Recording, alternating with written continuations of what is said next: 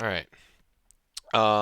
So as you can clearly see, Falager won the game. So I was wrong. They could definitely have thrown rush with just three more dudes. I don't know how he got all the Maybe I'm not aware of like a quirk in for Falagra, but apparently he had three holy threes aside from his prophets. So um he was able to get it in one turn. Anyways, I technically survived, even because Jotunheim didn't want to storm me for whatever reason. I think all he did was like eat me, expanded into the ocean, and then did nothing after that.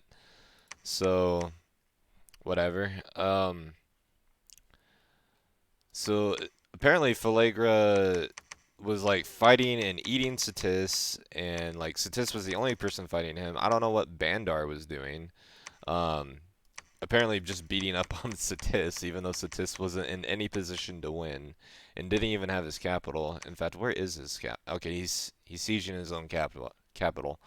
Um, Bandar isn't actually even that big either.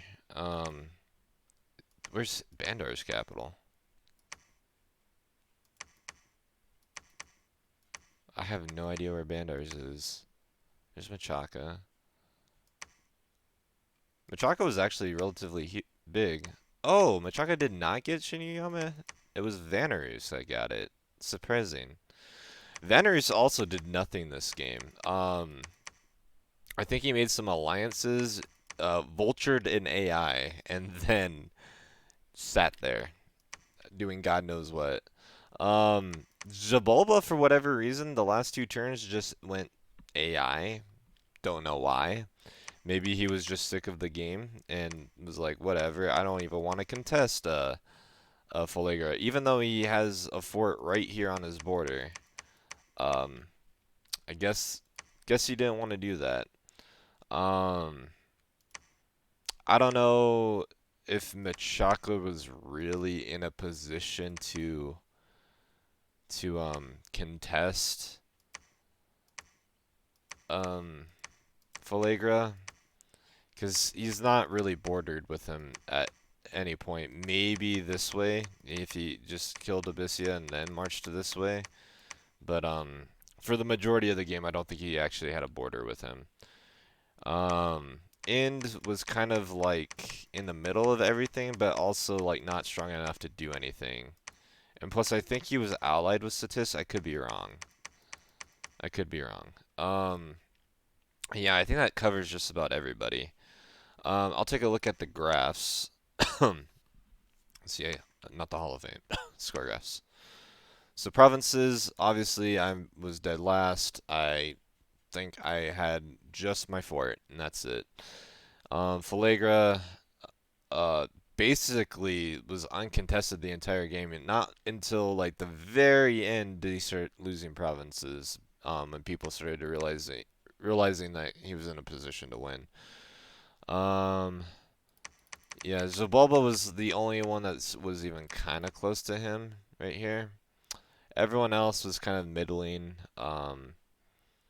And then, yeah. So Fort's also in the lead. Income. Jotunheim was actually taking the lead in income-wise just because of how many fucking ocean provinces he had. But otherwise, it was also Falagra for the majority of the game. Gem income. Wow. Just absolutely insane in gem income. Okay. Good job. Research. Vanarus. That makes sense. He has sages, Vanarusian sages, which is probably one of the best middle-aged researchers in the game. So that makes sense. Machaca actually had respectable research too. Then followed by Jabalba. Falagra's research, considering how far ahead he was actually not that impressive. Wow, Jotunheim's research is terrible. Um, I basically stopped researching because I had to preach, and he didn't actually have that much more research than me. That's funny. Dominion. Falagra, obviously very up high. Zabalba actually had a lot of Dominion too, lots of candles. Jotun was on the rise because I think he was spamming temples to Dom kill me, which also, as a byproduct, probably raised up his Dominion. Everyone else kind of middling or below average. Let's see, army size.